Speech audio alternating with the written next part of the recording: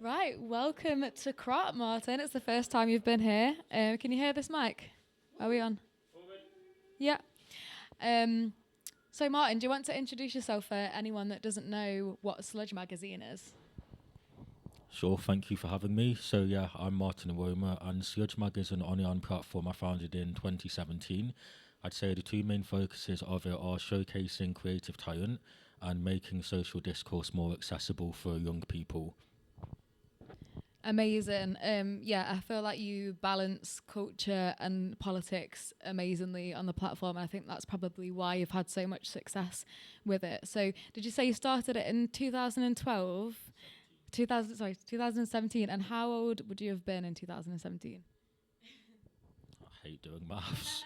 So, oh God, 8 years ago, so 22. Yeah, yeah. So it's just after it's in my final year of uni. Yeah. I was actually studying photography and I was just working as a fashion photographer at the time. But I felt like there was certain magazines, whether it be sort of Dazed, ID, British Vogue, fantastic magazines. But if your work didn't necessarily suit them editorially, it really put a ceiling on how far you could go with your career. So I just wanted to ensure I had a platform where I could always showcase my work and try and make sure I had an audience if it turned out that my work wasn't to the taste of editors at the more established titles. And that has been successful for you, obviously. You did get the 30 under 30 media marketing Forbes list, didn't you? And you've also had your photography featured in Vogue. So, yeah. I feel like the plan is definitely working in your favour. How was it to get those kind of accolades? How did that make you feel? It's an interesting question. I think before those things happened, there were definitely things that I aimed for quite a lot. I am retrospectively still like super grateful that I have had those opportunities and hope they continue.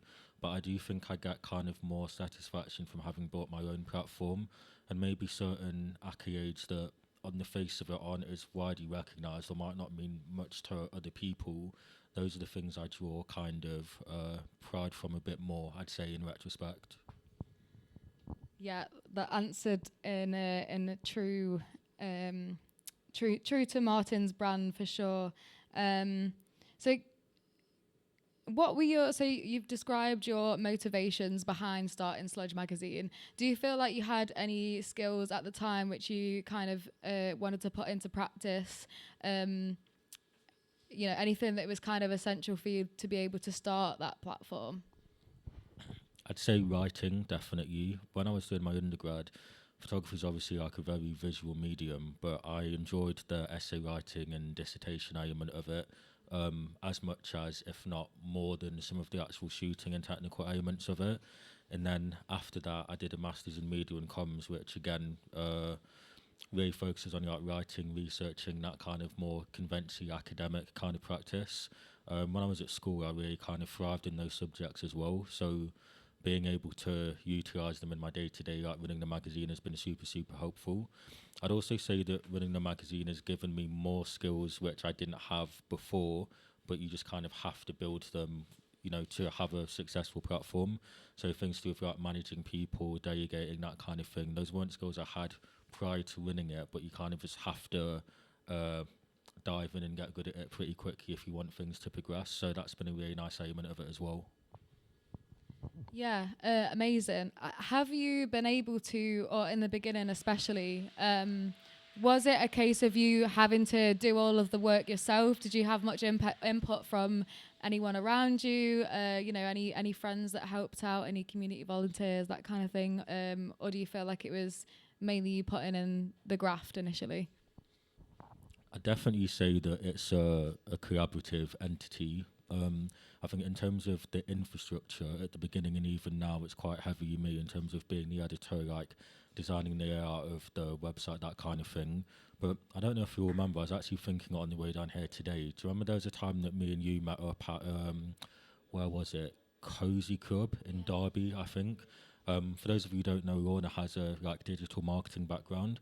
So when I was looking to kind of grow the platform more, we met up to get some tips on how to kind of do that. So that was super helpful. My friend Chintu was like a sort of business partner for a while, so he has a creative business enterprise background, so he helped in terms of like helping to monetize the platform more as time went on. I'd also say editorially, the platform has benefited from so many writers submitting pieces. So although I've kind of provided the infrastructure, it might well be that someone who follows the magazine follows it because of an article that someone completely separate to me wrote. Like the majority of the content on the site is actually written by other people or showcasing the artwork of other creatives. Yeah, if the whole platform was just things I'd made, it would be really boring. So my role is more to be a facilitator for other people's creativity, I'd say. Amazing. I think that's a beautiful kind of summary of what Sludge Mag is. So I've got some quick fire questions for you now. Just for people to understand a little bit more about you and your personality. So question number 1, what's been your favourite project to work on so far? I'd say maybe the football shirt. So I'm wearing it now. We did a collaboration with Nottingham founded brand Art of Football to make a football shirt to celebrate women's growing inclusion in football.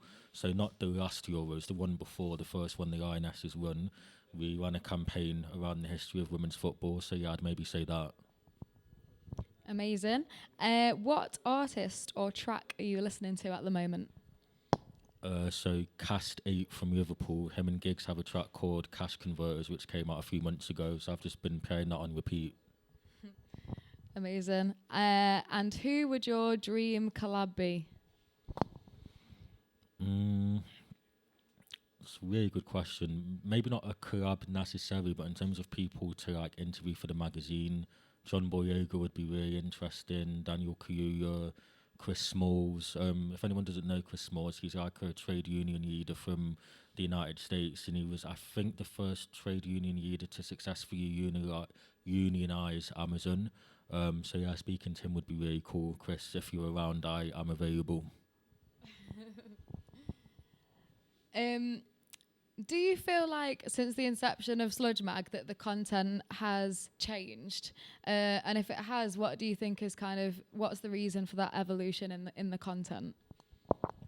I wouldn't say the content's changed in terms of like the subject matter. I think how we communicate it has had to change just in line with our descent into authoritarianism and not wanting to go to jail.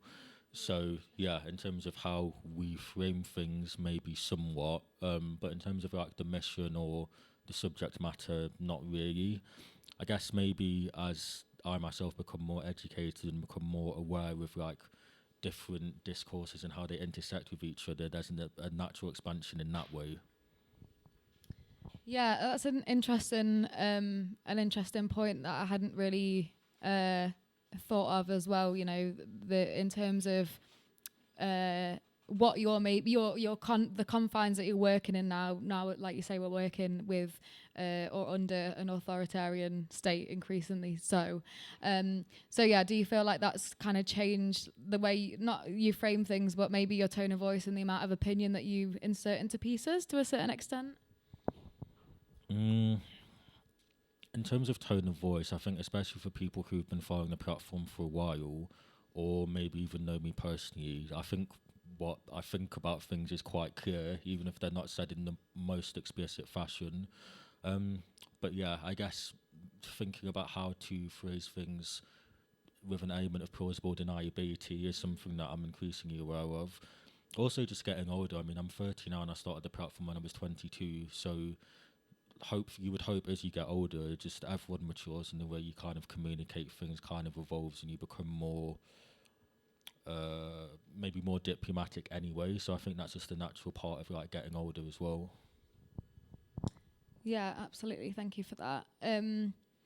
So in the last few years, actually leading on very nicely from what we've just been talking about, it's been very evident how crucial it is that we have independent media outlets such as Sludge Magazine. What is your opinion on the state of news and journalism in the UK at the moment? It's bad. I will expand because otherwise this would be like a very short interview, but it's bad. I think I'm reminded of this really famous interview between Noam Chomsky and what's his name, Andrew Marr, where Noam Chomsky's basically explaining to him that it's not that state media is necessarily censored, it's that the people who are given jobs in state media naturally have opinions that align with the ethos of state media. So whilst they are actually being completely honest and transparent in their views, they're only allowed to be there because those are their views, if that makes sense. To be fair, I don't think it's necessarily fair to completely generalise and say all journalism in the UK is bad or all media is bad. When I think about Channel 4 and some of the work they've done on like housing insecurity, homeless, like the conditions that landlords are putting people into in places like Manchester, there is some legitimately like really powerful journalism which has kind of led to material changes, and that is a really big organisation. Even the BBC, I mean, in my opinion, their coverage of events in Palestine has been pretty disgusting, but it's quite a broad church. So when I think about Victoria Derbyshire, for example, who's on BBC Newsnight, I've seen plenty of interviews with her where she is doing proper journalism and actually challenging the guests she has. So whilst there are very legitimate criticisms of state media or mainstream media, established media, etc., etc., I also hesitate to kind of completely devalue all institutional media. I think it's maybe more incumbent on viewers to just be a bit more critical and kind of assess for yourself what your standard is of what constitutes good journalism, and then ask yourself if that is being applied when you see individual news pieces, rather than deciding it's holistically, you know, all corrupt and all lies, or fundamentally all perfect. Yeah, thank you. That's really insightful. I think, if we're talking about establishments like the BBC, for example, does make you wonder whether all journalists would have, or journalists working under the BBC would have less integrity for doing so, or whether they kind of want to keep their position within the BBC to challenge, you know, the opinions that are being put out, or, you know, opinions disguised as facts, or the propaganda, or whatever you want to call it. It's an interesting one. I think that applies to a lot of different industries as well. You know, do I stay working under this corrupt kind of establishment and then try to change things from the inside internally? But I suppose with journalism and media it's a bit different, because it's not always internal. What you're putting out there might also have a kind of a boomerang effect on what's happening internally. So yeah, it's an interesting one. What are some of the challenges with running an independent media outlet, and how can people support you? Challenge-wise, as I mentioned before, just kind of the government. I can't really think of a more diplomatic way to sugarcoat it. Living in the West and having radical political opinions as a black person is scary. So yeah, challenge-wise, I think especially in the UK, we've kind of over the past like few years really eroded the concept of like citizenship. So when you think about somebody like Shamima Begum, who had her citizenship stripped, and think about the Windrush scandal and people not being compensated or being allowed to return back, the concept of being sort of a British citizen protected by the law because you're born here has really eroded, particularly for people who aren't white. So that's something that is a massive challenge in terms of just thinking how working in journalism and how having certain opinions makes your citizenship less stable. In terms of support, I mean, Sludge Mag only exists because we have been supported well thus far. So on that note, I would be remiss if I didn't begin by thanking people for the support they've offered us already, whether that be in terms of like our monthly paid subscribers, people coming to events, people engaging with the platform. It all is super helpful, so I would just encourage people who feel stirred to continue doing that as much as possible. Amazing, thank you.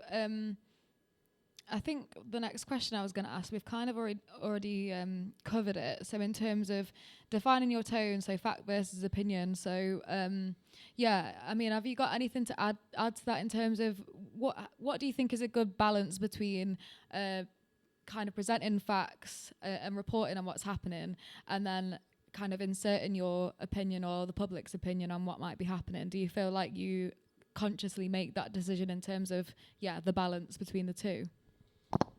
I would say in journalism and in life in general, I think substantiating your opinions with facts is the only thing that gives your opinions legitimacy. So for us, we tend to start with maybe the statistical or empirical element of a story and then provide more context which forms opinion. So, for example, at the moment, there's been a lot of discourse around the number of asylum seekers. In an empirical sense, there are a lot of people crossing the channel and trying to get into the UK. Also, in a very tangible and deniable sense, Britain, licenses arms sales to countries who displace people and force people to seek asylum. So those things are facts. My opinion, therefore, would be that having conversations about asylum without factoring in Britain's foreign policy is silly. So that second part is an opinion. You can't necessarily prove that something doesn't make sense, but the reason I think that is because of the form of things which are facts. So I guess it's up to the people kind of like reading the content to decide for themselves whether those opinions substantiate the subsequent opinion. Yeah, so yeah, definitely. Hard agree on all of that. So it's interesting, isn't it? Because obviously the public will kind of take on the opinions of the mainstream media or the journalists that we've just been talking about in questions, people working under the BBC, for example.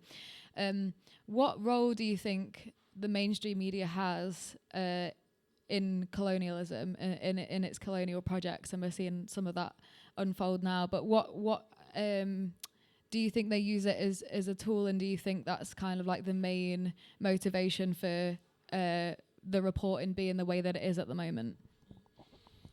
Again, so just going back to what we mentioned before about the conversation between Noam Chomsky and Andrew Marr, I don't think it's as literal as like people in a shadowy cabal getting together around a round table conspiring to propagate these ideas with the direct kind of view that, yes, if we tell people this, it will facilitate colonialism in this way. I think it's the genuine opinions and worldview of the people who work in that organisation would naturally lead one to expanding the colonial project. So if we just go back kind of before the BBC or even the advent of television, when you think kind of throughout history, like the Crusades, the conquistadors in Latin America, British colonialism, the idea that people in the global south are mentally inferior because of things like phrenology or culturally inferior. Edward Said's book Orientalism talks about this quite well. These ideas have been propagated through media to justify the expansion into these territories in the mind of colonial countries. So if you think about a text like The White Man's Burden by Rudyard Kipling, sort of way before the advent of the BBC, these kind of ideas about why dark savages in Africa need to be colonised, it's the same kind of process by which the framing of like Muslim men in the contemporary era as all being terrorists justifies things like Iraq and Afghanistan, now what we're seeing in Gaza.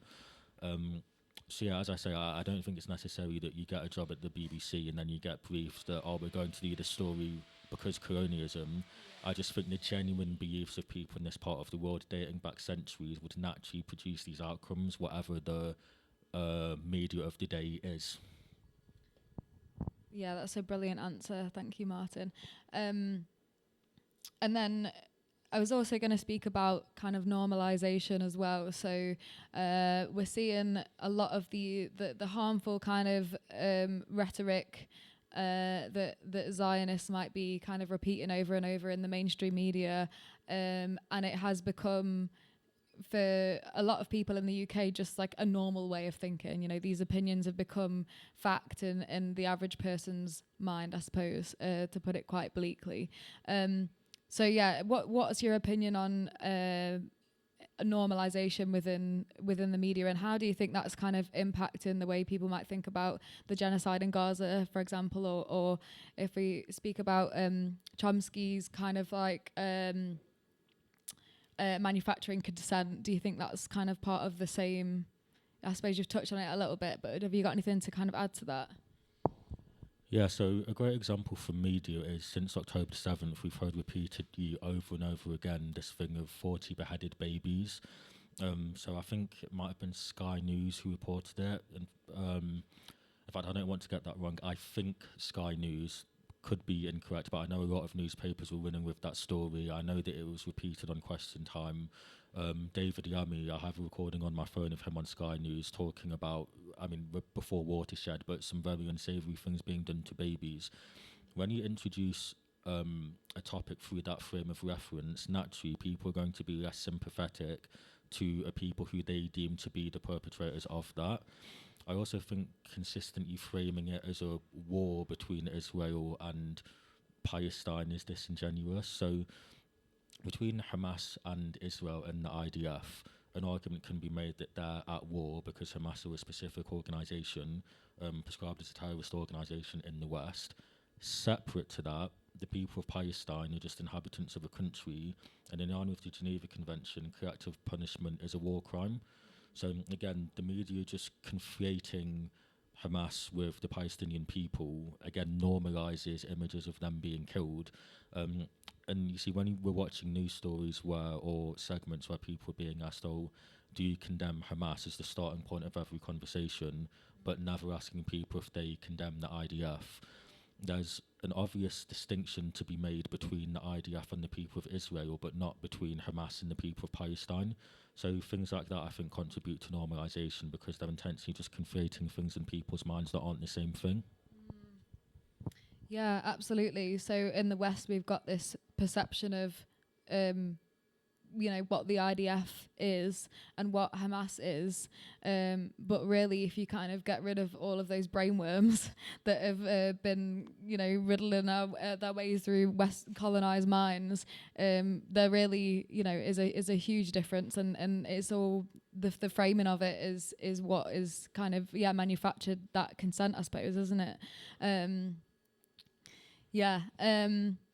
So it's the same with Israeli settlers in the West Bank as well, because obviously that's probably becoming more of a talking point in the mainstream media than it had been previously. Just after October the 7th, there wasn't a huge emphasis on that. I suppose if there was a huge emphasis on that at the time, people would start to question where that came from, because it would be less about Gaza and more about, okay, this is Palestine as a whole, and there's obviously things going on outside of, the October 7th attack, and maybe that's why it's kind of just coming to light now, obviously with increased attacks on villages as well from Israeli settlers. But do you think there's kind of any consistent messages in the media that could be normalising that as well? To be fair, from what I've seen of mainstream media, the context of settlers invading the West Bank being against international law does seem to be reported accurately, in fairness. Again, it's more, I think framing October the 7th as the starting point of what's happening for me has been the bigger problem. The Nakba to me would be a logical starting point to contextualise the events we've seen. We could kind of go even further, beyond that to colonialism more generally on the fallout of the Ottoman Empire. But for the sake of helping the average person who maybe doesn't need to have a full history background understand, I think, if we have what, in my opinion, is a story of anti-colonial resistance, the start of said colonialism would be the logical place to start. For me, that would be the more kind of pertinent issue that I think the media is contextualising badly, more so than events in the West Bank. Yeah, absolutely. So what should people be aware of when consuming media, especially with the changing landscape of digital media? Obviously, we've heard about this phenomenon of, I can't remember the exact name of it, the internet not being authentic anymore because of AI. And all we're seeing is kind of AI-generated stories if you're kind of looking for information on Google, for example. So what do people need to be aware of when trying to research or find information out on anything, or on browsing social media, or browsing, kind of scrolling through TikTok? What might be some kind of like clues that you might need to do some background checks, for example? It's a really good question. I think for me, This sounds maybe surprising because we run a platform that benefits massively from social media, but for me personally, social media isn't enough to be the be-all and end-all of what informs your understanding of an issue. So for me, I would never say that by reading Sludge Mag, you're completely clued up on everything that surrounds an issue. I read quite a lot, speak to academics, do ethnographic research, and that kind of informs the content we put out. But I would really advocate for looking for like reading, yes, speaking to people from communities affected by issues. I was actually saying to one of your friends before, we did an International Women's Day piece with Sister Space earlier in the year. As much as we put into the article, without actually kind of going down there and speaking to people who work there directly, I couldn't have gained as sort of comprehensive an understanding of what the charity does as I did. I'd also say on social media, I always try to put sources for things on Sludge Mag. So if there's anything to do with like statistics or research or things like that, or just numbers, figures, we tell writers that they have to hyperlink articles to where they've got a source from. I'll then check the source, see which think tank might have come up with those numbers, and then by looking at who the think tanks are and then who runs them, you then get a sense of what they would want numbers to show, if that makes sense. So, for example, if a think tank's doing a lot of research on migrant numbers, and then you find out that the people who fund the think tank are quite right-leaning, they would be incentivized to heighten the public's fear of migration, because that would give them the idea that it's migration causing wealth inequality rather than like greedflation. So it's just stuff like that. That links quite nicely actually to the introduction. So, you know, one of your motivations you said was for creating Sludge magazine was to kind of break down this information and make it digestible for people. And that was back in 2017. Obviously, we're in 2025 now, and I think people's attention spans are probably even lesser so in terms of what they're, you know, how long they're willing to sit and watch a video for, or how many words are in an article before they kind of give up on that. Do you think that's kind of changed the way that you create content or present information to people? I think it's expanded it rather than changed it. So there aren't necessarily modes of communication that we've stopped doing. We'll always have long read articles, for example. But yeah, in terms of utilising TikTok, utilising more short form video, we have kind of increased that. As I said before, we want most of our content or what we put out to be people's entry point to become motivated to earn more for themselves. So because we don't see our content as the end point of people's education, it maybe doesn't matter so much that we are shortening things or making them more digestible, because they're only meant to be an entry point to further understanding anyway.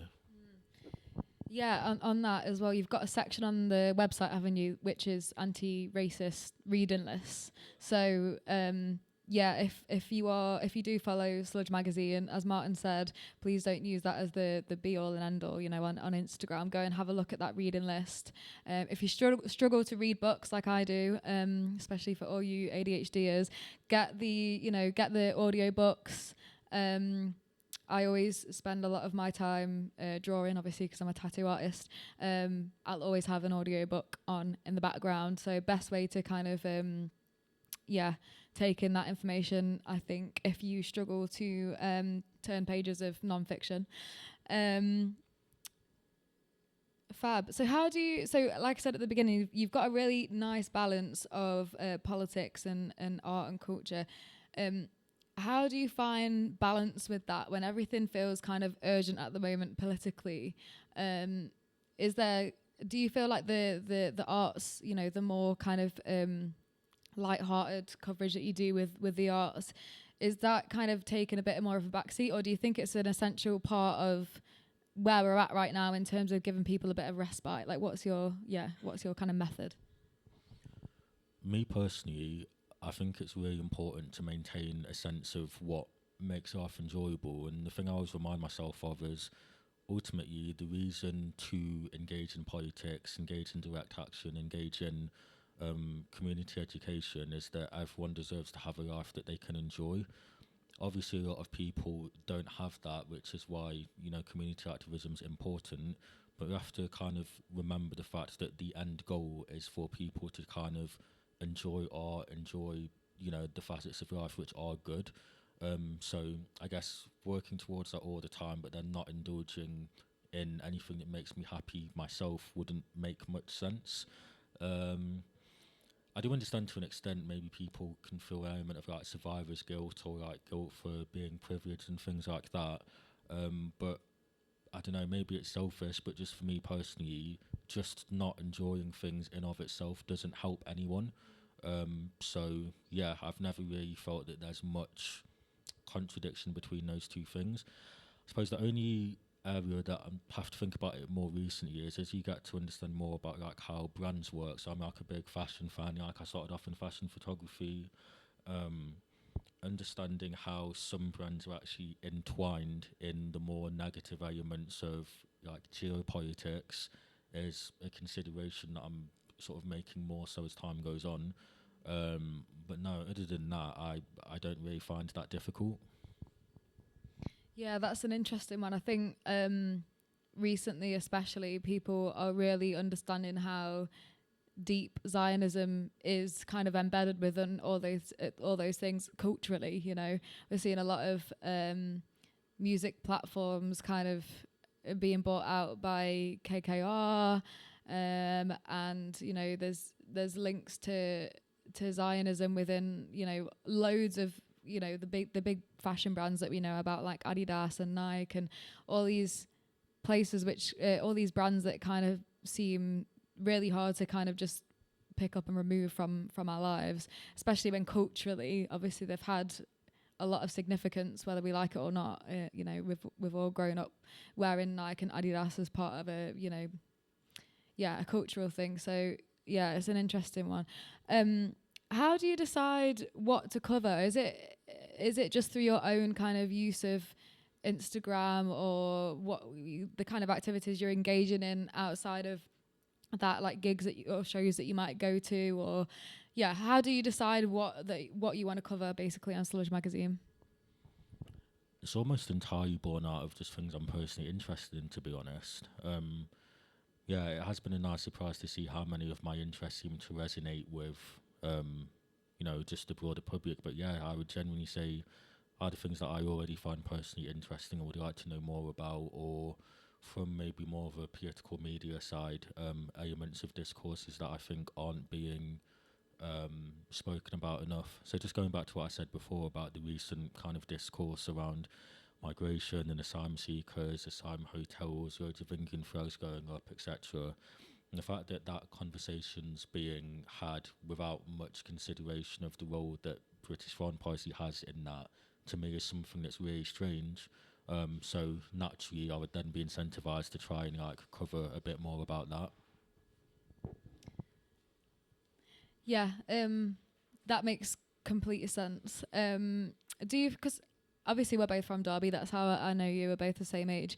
Do you feel like living in Derby has had much of an impact on what you might cover culturally as well? Yeah, definitely. I think one of the kind of issues with a lot of media in this country is it's very London-centric and very much metropolitan-centric.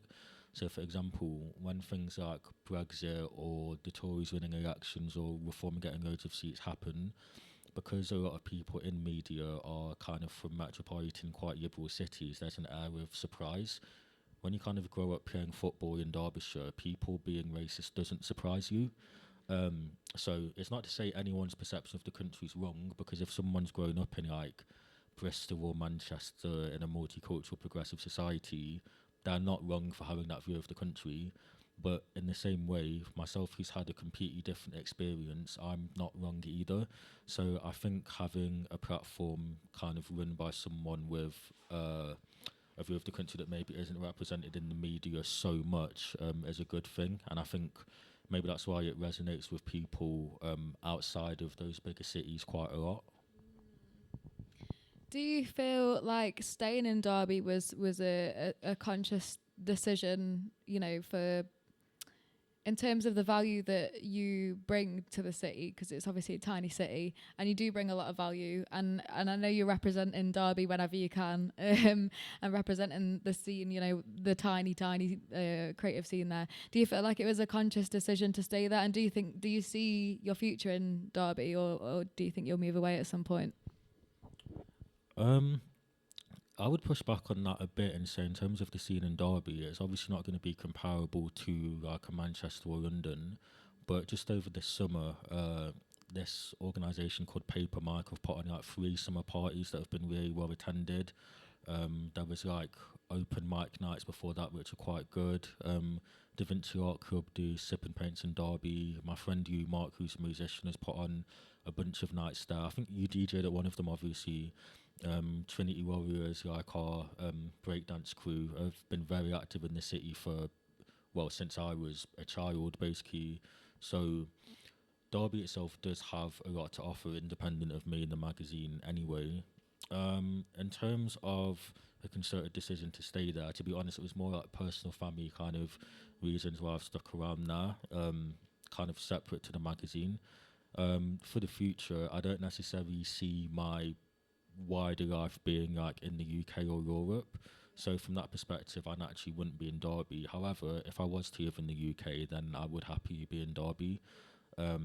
There's enough there, like friends, family, things to do. I obviously love football, can play football there regularly, and it's a good point of connectivity. Like you can get to Manchester and Liverpool as quickly as you can get to London. So whilst I am in the UK, I'm pretty content being there.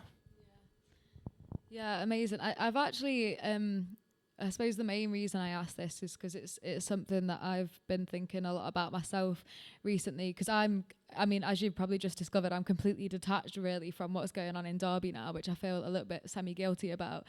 But I've had some really interesting conversations with friends my friends Liam and Madonna, who run a night called Salador in Liverpool. Liverpool nightlife is kind of going down the pan. We've just been discussing, you know, the same with Manchester in terms of venues closing.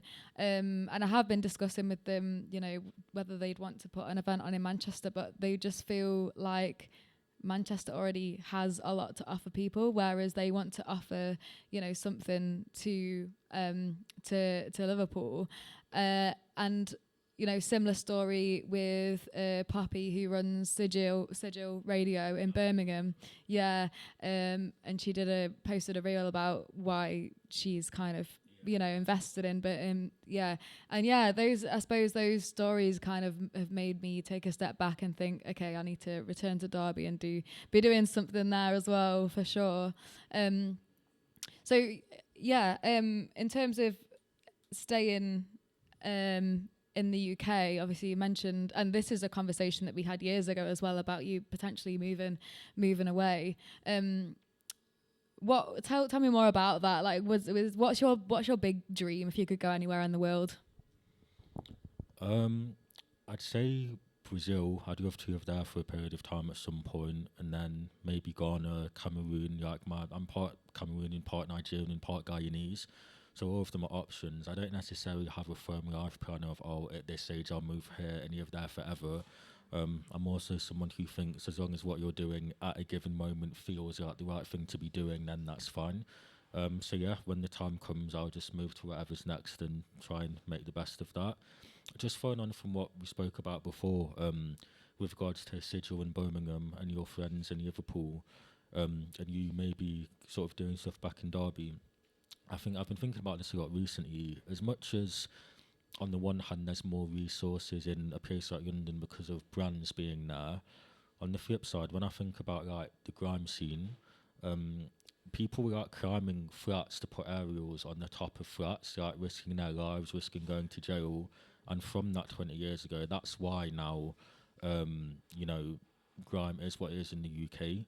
So in as much as, yes, regional inequality is a very real thing, and yes, you know, we aren't necessarily given the artistic resources we feel like we deserve in smaller cities, I do think people should take responsibility for where they're from. And I think if you live somewhere boring, it makes more sense to question, what could I do to make it more interesting, rather than complaining that it's boring in the first instance. Because say 20 years ago, if all Boy Better Know or Roll Deep or The Movement or whoever did was sit and complain that, you know, our music isn't getting played on BBC, then nothing would have happened. So yeah, I would really, it's similar with Sludge Mag. It's like, if all I'd done is kind of complain that there isn't a media platform which kind of communicates politics from a more radical perspective, that wouldn't accomplish anything. You know, in this life, things aren't going to be handed to you, and within the context of the world, we have an amazing starting point being here in the UK. So that is definitely something that I'd encourage people to really think about. No, I just got told, to be honest. I just got schooled. No, you're so right. I think people do need to invest in their hometowns before they invest elsewhere, or at least simultaneously be putting in the same energy to both. And I definitely will be bearing that in mind in future. I mean, we've had some great artists coming out of Derby as well, who frequently, you know, make appearances still in Derby. I mean, Eyes recently jumped on the mic for Home Run, which is another event that I DJ'd at. Big up Eyes, doing bits. Yeah, I think, is there anything else that you want to kind of add to what we've discussed already?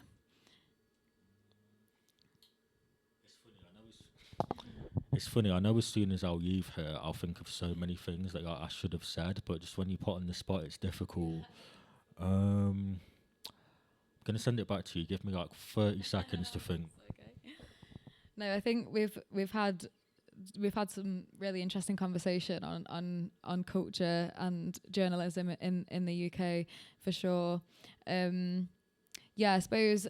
so in terms of a call to action, do you think anyone, any Sludge magazine readers, if anyone wants to get involved with contributing, how would they go about that? Yeah, so as I mentioned before, we have a paid monthly subscriber model. Very grateful to everyone who supports that thus far. And we take submissions for creative projects from people who are members of that. We're also always on the lookout. Like, you'd be surprised if you follow the magazine, regardless of what your follower account is. At some point, we probably have had a look at like what you're doing. There's always people who are surprised when we reach out to them, but just kind of always be creating and doing what you're doing. Like, one of them, it's a really nice story actually. So, there's a young lady called Hannah who, during COVID, when she was 16 doing her A-levels, she wrote an article for us. She enjoyed doing it so much that she realised that she wanted to study journalism. So now she's finished uni doing journalism, got a first, I believe, and now she's a fashion correspondent for us. So we send her out to like parties and events to like get coverage. She also works for Bricks magazine. She's been featured in Elle magazine. Like, my retirement plan is to just like ride her coattails forever, because she's obviously going to be like so successful. And that all started from just her being proactive and passionate when she was 16, and now she's 21 or 2, I want to think, and on the course having like the career that she's dreamed of. Similar with, there's a lad called Sam Thacker who, when I worked at De Montfort as a technical instructor in photography, his work ethic was such that I just knew he'd be successful, and now he's like doing music videos for like big artists like Jay Had a Dream, who we've also featured. So in terms of potentially getting involved in Sludge Mag or any other platform, just do the work, be proactive, keep creating, and you will be surprised how many people are watching what you're doing. No, that's a great bit of advice, and obviously we're discussing this on Crop Radio, and Crop Radio very much has the same ethos. You know, when it launched with 100 residents, and that is because they wanted to, you know, give people a platform who might not have, you know, already had those opportunities. And it's you're so right, because the people who care about good art and passionate people, they're the ones that will be watching what you're doing, regardless of your follower count, or regardless of, you know, yeah, it's a really good note to end on. And with that, Martyn, I'm going to thank you so much for coming in. I've really enjoyed this interview. I was honestly gassed when you said you could do it. So big up yourself, carry on doing the amazing work that you're doing. And I know there's a lot of people behind you and willing to support you. So if you need the community at all, just, you know, send us a shout, and I'm sure there'll be people, you know, willing to support you in whatever way they can. Thank you. Thank you very much.